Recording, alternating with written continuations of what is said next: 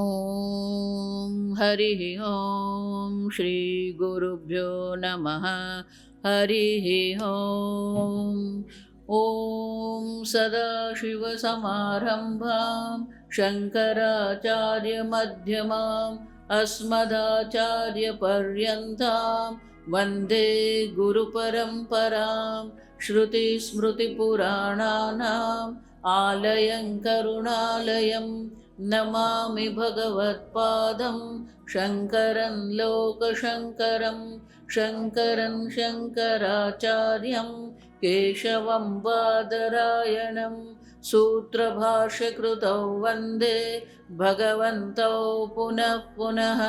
ईश्वरो गुरुरात्मेति मूर्तिभेदविभागिने व्योमवद्व्याप्तदेहाय दक्षिणामूर्तये नमः।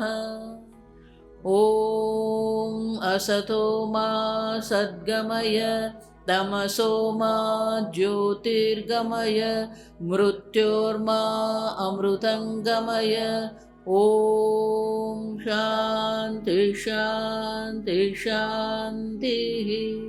वासुदेवेन्द्र योगीन्द्रं नत्वा ज्ञानप्रदं गुरुं मुमुक्षूणां हितार्थाय तत्त्वबोधोऽभिधीयते। स्थूलसूक्ष्मकारणशरीराद्व्यतिरिक्तः पञ्चकोशातीतः सन् अवस्थात्रयसाक्षी पश्चिदानन्दस्वरूपः सन् यः तिष्ठति स आत्मा। एतेषां पञ्चतत्त्वानां समष्टि सात्विक अंशात् मनः बुद्धि अहंकार चित्त अंतःकरणानि सम्भूतानि संकल्प विकल्पात्मकं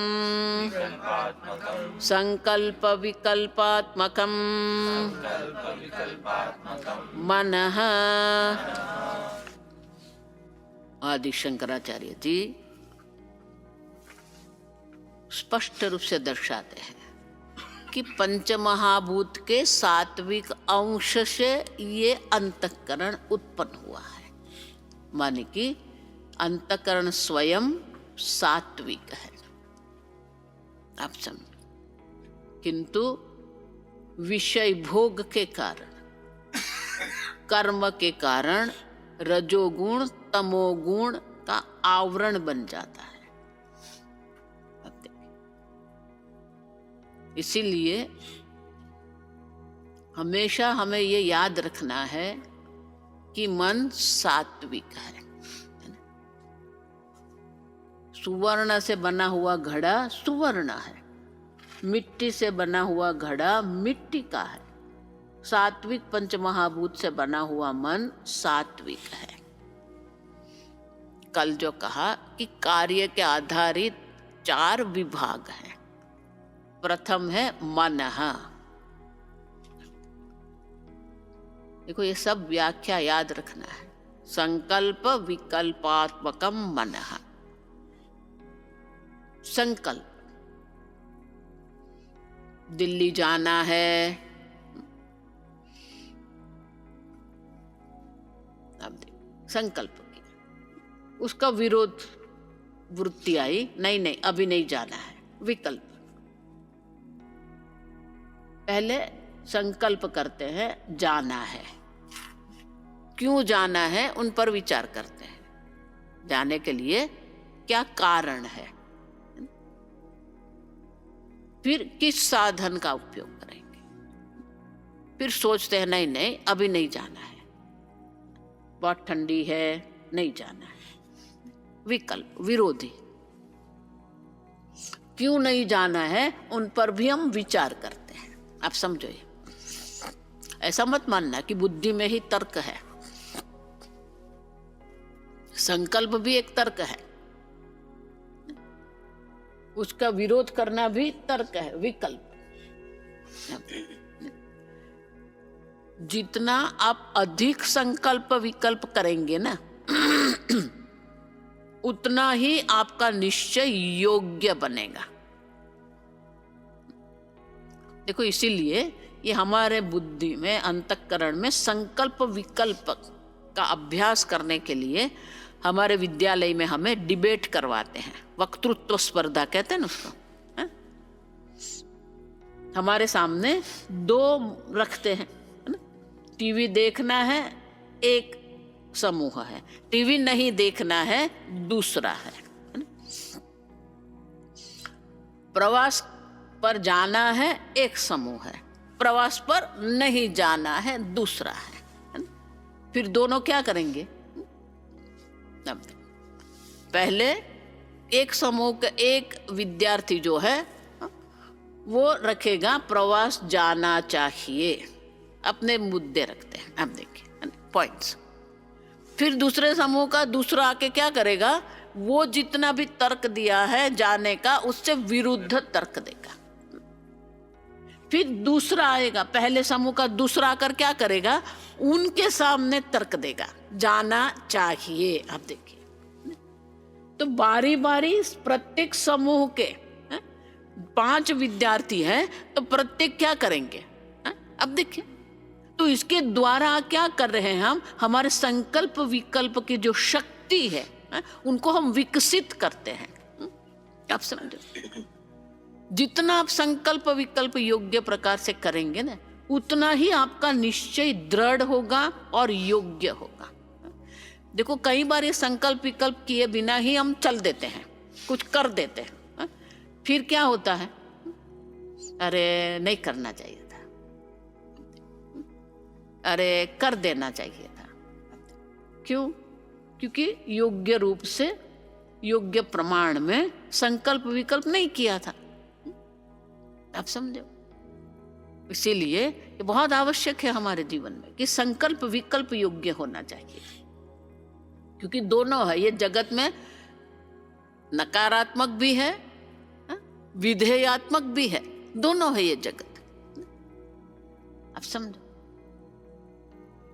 किसी भी वस्तु को आप देखिए, महाभारत में कथा है जब कौरव और पांडव दोनों द्रोणाचार्य के पास जब धनुर्विद्या का अध्ययन करते थे, तो प्रत्येक दिन द्रोणाचार्य अलग अलग प्रकार से कसौटी करते थे। जिस प्रकार के जो विद्यार्थी है उनका जो व्यक्तित्व है उनके अनुरूप क्या करते थे, अलग अलग प्रकार से वो करते थे। तो एक दिन युधिष्ठिर को बुलाया और बोला, आज पूरा दिन आपको नगरचर्या करना है और एक अयोग्य व्यक्ति को ढूंढ के ले आना, एक बुरे व्यक्ति जो हम कहते हैं ले आना। अब युधिष्ठिर निकल गए, दुर्योधन को बुलाया, बोला आपको नगरचर्या। अब दुर्योधन नहीं जानता था कि युधिष्ठिर को भेजा है, आप समझना। युधिष्ठिर अपना निकल गए। अब दुर्योधन को बुलाया, अब पूरे दिन नगरचर्या करो और सायंकाल एक योग्य व्यक्ति को, अच्छी व्यक्ति को ले आइए। दोनों ने पूरा दिन नगरचर्या कर दी, दोनों खाली हाथ आए। युधिष्ठिर आए, बोले किसी को ले आए? नहीं। बोले नहीं। बोले क्यों? भले वो बुरा था, लुक में एक अच्छी बात थी इसलिए फिर मैं नहीं लाया। दुर्योधन को पूछा आप क्यों नहीं लाए? नहीं, वो अच्छा था लेकिन एक दोष था उसके अंदर, इसलिए मैं नहीं लाया। अब देखिए, दोनों खाली हाथ आए। क्यों? एक की दृष्टि कहाँ थी? गुण पर थी, दूसरे की दृष्टि कहाँ पर थी? दोष पर थी। अब देखिए, है ना, साधु का एक लक्षण होता है गुणग्राही साधु। ये कपड़े पहनने से कोई साधु नहीं बनता है। साधु की व्याख्या क्या है? गुणग्राही साधु। सब में कुछ न कुछ अच्छाई होती है, गुण होते हैं, आप समझना। कोई गुण रहित नहीं है।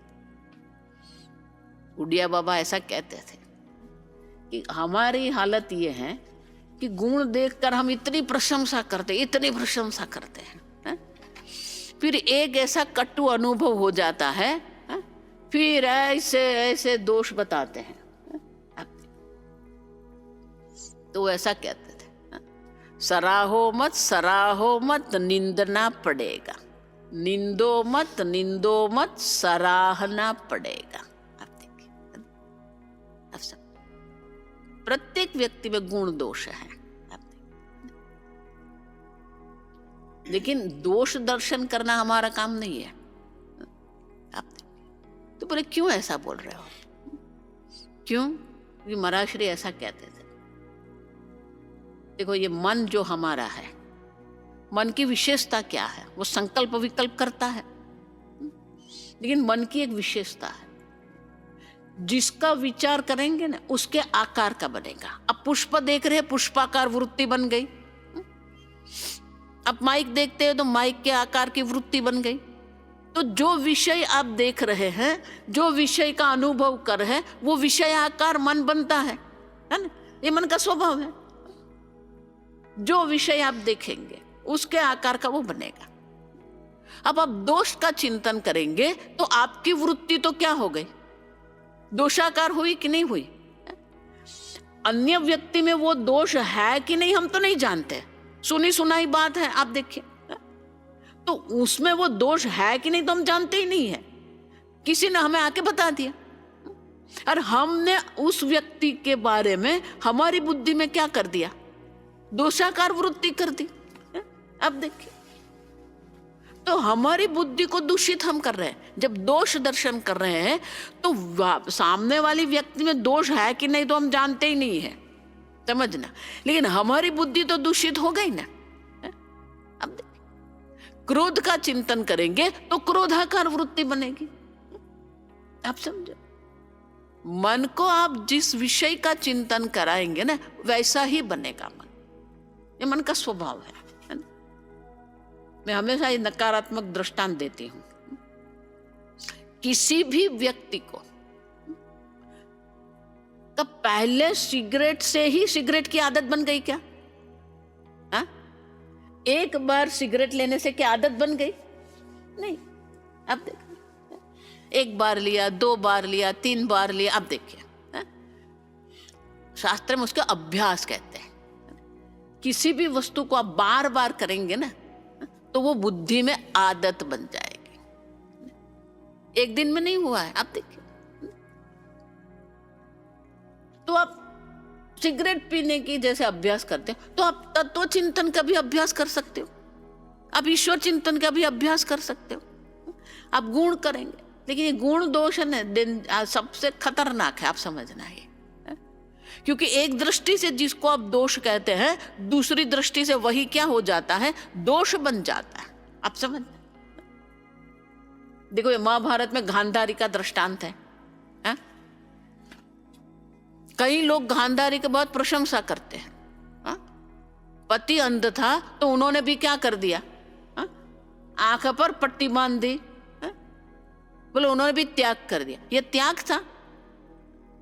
अब देखिए, जब धृतराष्ट्र को पता चला कि गांधारी ने भी अपने आप को अब देखिए पट्टी बांध दी आंख पर, वो क्रोधित हो गए। क्यों? उन्होंने सोचा कि चलो एक मुझे जीवन साथी मिली है जिसके पास चक्षु है, जिसकी चक्षु से मैं जगत का अनुभव करूंगा।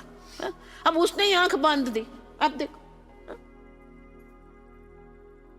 तो हमें त्याग की दृष्टि से ऐसा लग रहा है कि वो त्याग है। वो त्याग नहीं है, मूर्खता है। आप समझो, जीवन साथी को हमें उपयोगी होना। अब दोनों अंध हो गए, करेंगे क्या? आप समझो, किसको आप दोष कहेंगे, किसको आप गुण कहेंगे? गांधारी ने विचार किया था कि मैं एक त्याग कर रही हूं, उनकी दृष्टि से त्याग था। गुण दिखता है। कि धृतराष्ट्र की दृष्टि से, अन्य परिवार की दृष्टि से तो वो क्या हो गया, दोष बन गया। आप देखिए, आप समझो। इसीलिए ये गुण दोष के चिंतन में नहीं पड़ना है। भागवत में बहुत सुंदर कहते हैं, दोष गुण चिंतनम आशु मुक्त्वा। तत्व चिंतन करना है। आशु मानी तत्काल, तत्काल ये गुण और दोष का चिंतन आप छोड़ दो। आप समझो, वस्तु वस्तु है, गुण भी कहो दोष भी कहो, है ना। तो हमारे मन में हमें ये अभ्यास करवाना है, हमारे मन को ये तैयार करना है कि संकल्प विकल्प कर रहे हैं लेकिन गुण दोष नहीं। आप समझो, है ना। ये गुण दोष के चक्कर में कभी मत पड़ना। आप देखो, आप समझ, क्यों? क्योंकि ये सर्व सापेक्षिक है। अब सापेक्ष में हमें नहीं पढ़ना है ना। शंकराचार्य जी इसलिए बहुत सुंदर कहते हैं, सतः अभावः न विद्यते। जब सतः भावः न विद्यते, वहां शंकराचार्य जी बहुत सुंदर कहते हैं कि ये जो भगवान कह रहे हैं, शीतोष्ण सुख दुखदाः आगमाः अपायिनाः तान् तितिक्षस्व भारत। आप देखिए, ये शीत उष्ण सुख दुख ये द्वंद्व है। आप देखिए, तो शंकराचार्य जी वहां कहते हैं आगे कि ये जिसको हम शीत उष्ण कहते हैं वो तो सापेक्षिक है। अब देखो, सुख दुख जिसको कहते हैं वो तो सापेक्षिक है। तो हमारी बुद्धि को हम सापेक्ष में क्यों लगाए? जो नित्य है, जो निरपेक्ष है, अब देखो, जो सत्य है उसे हमारी बुद्धि लगानी है। जो सापेक्ष है, अनित्य है, हमारी बुद्धि उसमें नहीं लगानी है। आप समझो, इसलिए भगवान कहते हैं कि जो ये ते, आप देखें, यम ही न व्यथयन्ते ते, जिसका मन ये दोनों से, ये द्वंद्व से विचलित नहीं होता, न व्यथयन्ते सोमृतत्वाय कल्पते, वो ये ज्ञान के लिए अधिकारी बनता है। कल्पते मानी शंकराचार्य जी कहते समर्थो भवति। अब देखिए, हमारी बुद्धि को अगर ये ब्रह्म ज्ञान के लिए हमें समर्थ बनाना है तो क्या करना है? ये जो सापेक्ष है, ये द्वंद्व जो है, शीत उष्ण क्या है? आप देखिए, मैं तो एक ही दृष्टांत देती हूं कि 3 पात्र ले लो। एक पात्र में उष्ण जल है, एकदम गर्म है, दूसरे में कोल्ड है, आइस कोल्ड है, तीसरे पात्र में मध्य में सामान्य उष्णतामान का जल है। आप थोड़ी देर के लिए आप ही अंगुली ठंडे पानी में रखिए, दूसरी अंगुली गर्म, आप देखिए, थोड़ी देर के रखिए। अब दोनों अंगुलियों को सामान्य जल में रखिए, तो जो अंगुली उष्ण जल में थी उनके लिए सामान्य जल क्या होगा? ठंडा होगा। और अब देखिए, और जो शीत, जिसका शीत का अनुभव, आपकी अंगुली, आप देखिए, दूसरे की नहीं है, आपकी ही है। तो आपकी एक अंगुली कह रही है कि ये जल उष्ण है, आपकी ये दूसरी अंगुली आपको कह रही है ये जल ठंडा है। अब देखिए, तो इसका अर्थ क्या हुआ? किसको आप शीत उष्ण कहते हैं, किसको आप सुख दुख कहते हैं? आप समझो, तो हमारे मन से हमें ये संकल्प विकल्प करने का सीखना है, गुण दोष का चिंतन नहीं। आप समझो, जितना हम संकल्प विकल्प करेंगे, आप देखो, क्योंकि गुण दोष जो है ना, ये संपूर्ण जगत इसी से चलता है। आप समझना, क्योंकि गुण जहां होता है वहां राग होता है, दोष दर्शन होता है वहां द्वेष होता है। संपूर्ण भगवत गीता कहो या संपूर्ण वेदांत कहो, ये जो साइकोलॉजी जिसको कहते हैं ना, वो क्या है? ये राग और द्वेष है। अब देखिए, अब संकल्प विकल्प करेंगे तो गुण दोष नहीं हो, अब देखो, राग द्वेष नहीं होगा, लेकिन गुण दोष का दर्शन करेंगे तो क्या हो जाएगा? राग द्वेष आ जाएंगे। अब समझ, हमारे जो शत्रु जो है वो बाहर नहीं है, ये राग द्वेष हमारे शत्रु है। और इसीलिए मन का काम एक ही है, संकल्प विकल्प करना। आप समझो, जितना योग्य प्रकार से आप संकल्प विकल्प करेंगे उतना ही आपका योग्य निश्चय बनता है। आप देखो, देखो इसलिए कई बार कहते हैं ना कि कोई भी निर्णय करना है जल्दी से मत करो, कहते हैं ना। अब देखो, आराम से निर्णय करो, सोच के करो। हमारे पूर्वज हमेशा ये कहते थे, जो भी सोचना, जो भी निर्णय करना है सोच समझ के करना, कहते हैं कि नहीं। अब देखो क्यों, क्योंकि योग्य संकल्प विकल्प होना चाहिए, क्योंकि प्रत्येक वस्तु में योग्य भी है अयोग्य भी है, लेकिन इस समय पर आपको क्या आवश्यक है वो निश्चय आपको करना है, समझ गए। और इसीलिए शंकराचार्य जी कहते हैं संकल्प विकल्पात्मकम मन, ये मन है।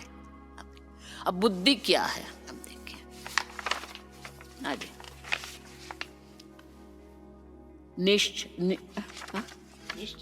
निश्चयात्मिका बुद्धि, निश्चयात्मिका बुद्धि, निश्चय करना। अब देखिए, तो जैसे योग्य प्रकार से संकल्प विकल्प होता है उनके आधार पर ही हम निश्चय करते हैं। ये बुद्धि जिसको हम कहते हैं ना, बुद्धि में भी अनेक विभाग हैं। अब समझना, बुद्धि के अनेक विभाग हैं।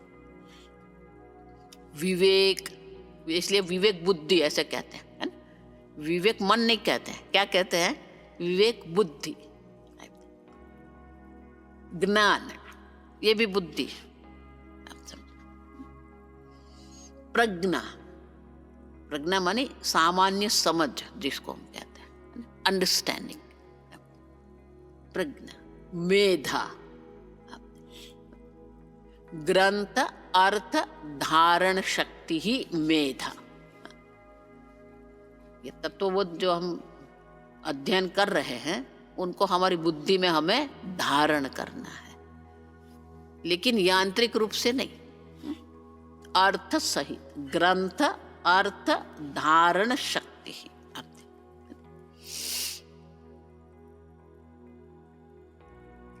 एक बहन जी मेरे पास आए, माता जी पूरी गीता कंठस्थ है। नए नए हम गए थे वो नगर में वेदांत अध्ययन कराने के लिए, वो हमारे पास आई, बोली माता जी ये पूरी गीता कंठस्थ है। और सच्ची में कंठस्थ था, आप समझना। मैंने बोला भगवान ने मुझे आपके नगर में इसलिए भेजा है कि ये जो कंठस्थ गीता है उसे बुद्धिस्थ करना है। कंठस्थ से कुछ नहीं होगा, आप समझना। ये ग्रंथ कंठस्थ हुआ, लेकिन अर्थ मानी बुद्धिस्थ करना है। ग्रंथ अर्थ धारण शक्ति। ज्ञान एक है, प्रज्ञा अलग है। स्वामी जी कहते थे, स्वामी जी दृष्टांत बहुत सुंदर देते कि फल, देखिए शब्द फल। अब देखिए, तो बैंगन भी फल है, वनस्पति की दृष्टि से देखते हैं तो बैंगन क्या है, फल है। टमाटर भी क्या है, फल है। आम क्या है, फल है। अब पाइनएप्पल क्या है, अब तो सब फल है ना। फिर भी हमने विभाग कर दिया। खीरा, ककड़ी, वो भी क्या है, उनके पौधे की दृष्टि से तो वो फल है ना। तो ये सब फल है, ये ज्ञान है। लेकिन जब व्यवहार करते हैं तो क्या करते हैं, बैंगन जो है उसको सब्जी कहते हैं, है ना। बैंगन को सब्जी कहते हैं। अब देखिए, कहते हैं तो बोले सब्जी क्यों बोल दिया, वो भी तो फल ही है। पाइनएप्पल भी फल है, तो पाइनएप्पल को हम फ्रूट कहेंगे। आप देखिए, बैंगन जो है उसको सब्जी कहेंगे, वेजिटेबल। और पाइनएप्पल जो है, सेब है, जामफल है, उसको क्या कहेंगे, फल कहेंगे, फ्रूट कहेंगे ना, फ्रूट। खीरा है, ये गाजर है, टमाटर है, उसको क्या कहेंगे, सलाद कहेंगे ना। सब फल है, लेकिन उसको भी क्या कर दिया हमने, एक को फल कहा, एक को सब्जी कहा, एक को सलाद कहा ना? ये समझ है। आप देखिए, माने कि ये बैंगन है, उसका किस प्रकार से उपयोग करना, उसे समझ कहते हैं। आपके जीवन में वो जो है उनका उपयोग क्या है, किस प्रकार से आप उसका उपयोग करते हैं। तो बोले सब्जी किसको कहेंगे? जिसको पकाकर खाते हैं वो सब्जी।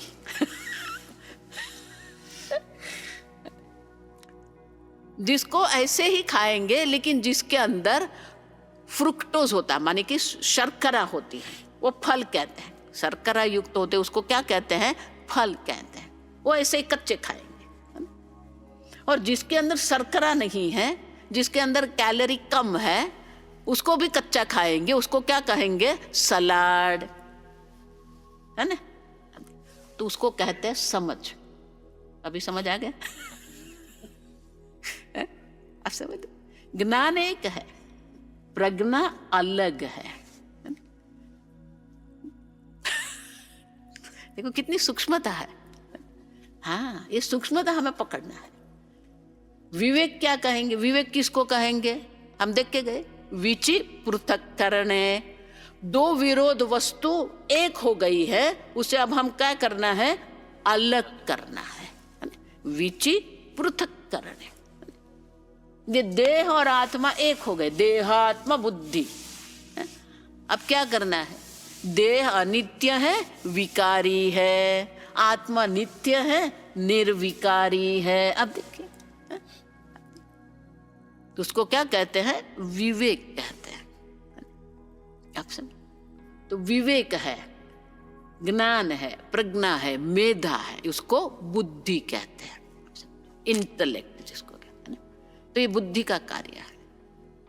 इसके द्वारा ही हम क्या करते हैं? निश्चय करते हैं। अब अगर प्रज्ञा नहीं है तो निश्चय होगा, अगर विवेक नहीं है तो निश्चय होगा। अब देख, ये सब आवश्यक है, चारों आवश्यक है। ज्ञान भी आवश्यक है, विवेक भी आवश्यक है, प्रज्ञा भी आवश्यक है, और मेधा भी आवश्यक है। अब समझो, तब हम क्या कर सकते हैं? योग्य प्रकार से निश्चय कर सकते हैं। और इसीलिए निश्चयात्मिका अंतःकरण वृत्ति जो है उसे हम बुद्धि कहते हैं। बुद्धि में ये सब है। आप समझो, देखो बहुत सारे लोग जो है ना देवी सूक्त का पाठ करते हैं, है ना? या देवी सर्वभूतेषु मातृ रूपेण संस्थिता, या देवी सर्वभूतेषु वृत्ति रूपेण संस्थिता, या देवी सर्वभूतेषु शक्ति रूपेण, प्रज्ञा रूपेण, मेधा रूपेण। आप देखिए, तो वहां अष्टभुजा माता जी नहीं है। आप देखिए, देवी सूक्त में जो देवी का वर्णन जो है वो आपके अंतःकरण की वृत्ति ही है, आपके अंतःकरण। निद्रा रूपेण, आप देखिए, कांति रूपेण, शांति रूपेण। आप देखिए, आपकी जो वृत्ति है, सात्विक वृत्ति जो है, शांति, कांति। आप देखिए, निद्रा, निद्रा माने क्या है? तामसिक वृत्ति है। आप समझ? तो आपकी वृत्ति के रूप में ही हम देवी का क्या कर रहे हैं? स्तुति कर रहे हैं। अब सब बाहर है ही नहीं, न तो अष्टभुजा है, न दुर्गा है, न लक्ष्मी है, न सरस्वती है। देवी किसके रूप में है? आपके अंतःकरण की वृत्ति के रूप में है। आप समझ? तो बोले ऐसा क्यों कर दिया? हमें तो अष्टभुजा देवी चाहिए, हमें तो काली चाहिए। अब क्यों? क्योंकि आपकी वृत्ति, आपका मन ही शक्ति है। आप समझना, इसलिए ध्यान में मैं क्या कहती हूँ? प्राण शक्ति, चित्त शक्ति। आप देखिए, जो शक्ति है ना वो आपका मन है, जो शक्ति है ना वो आपकी बुद्धि है। आप समझना, अपने मन का, अपनी बुद्धि को कभी हल्के से मत लेना। ये देवी रूप है, ये शक्ति है। अगर आपका संकल्प दृढ़ होता है ना तो कुछ भी हो सकता है।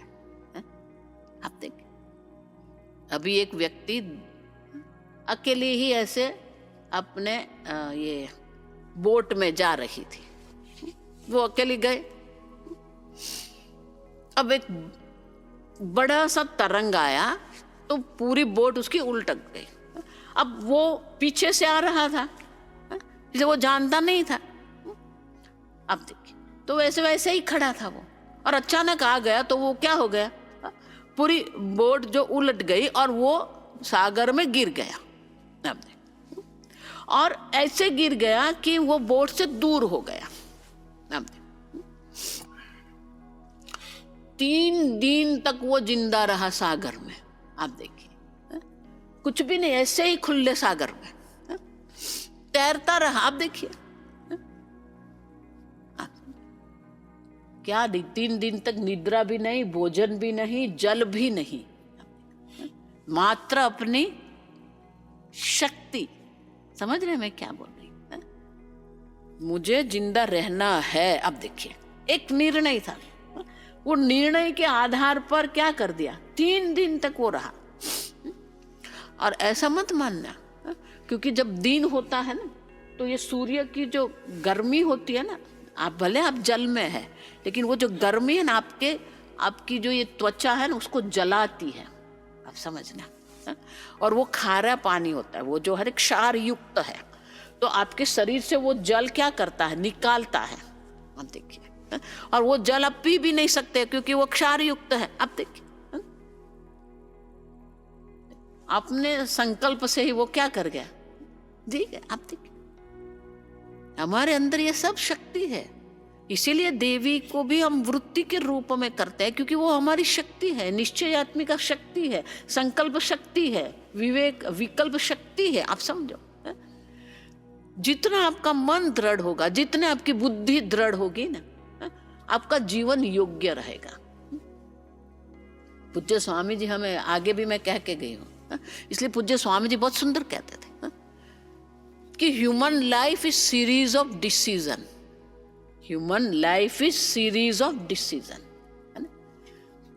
आपका जीवन जो है ना, आपका ही निश्चय है।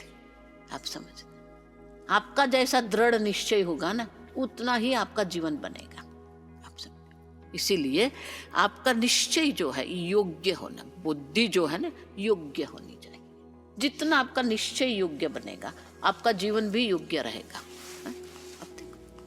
कई बार क्या होता है, ये मनुष्य का स्वभाव है, आरंभे शूराहा। मनुष्य का स्वभाव क्या है, आरंभे शूराहा। आरंभ करते हैं तो बहुत जोर शोर से आरंभ करते हैं, फिर थोड़े विघ्न आ जाएंगे, थोड़ी खटपट हो जाएगी, हमारा मन क्या पड़ जाएगा।